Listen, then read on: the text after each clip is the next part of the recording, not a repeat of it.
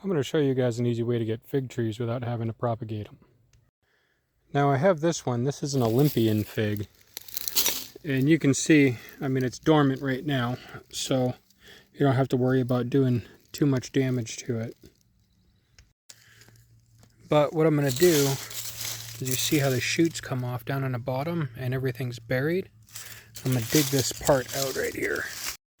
Now you can see this right here is a shoot off of the main tree. And I also have another one over there, and they both have their own root systems already.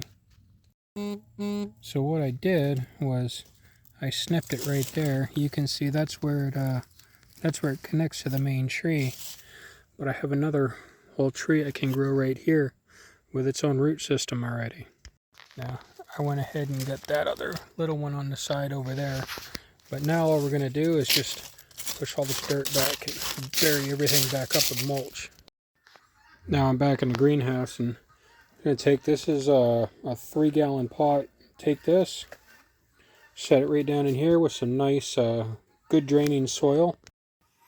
Now I did 11 new fig trees doing this just today, and I do this every year once the trees go dormant and stuff, and it just makes things a lot easier. You don't have to let them sit and root and all that stuff for a long time, and they already have roots on them, and when you do them when they're dormant, you don't have to worry about transplant shock.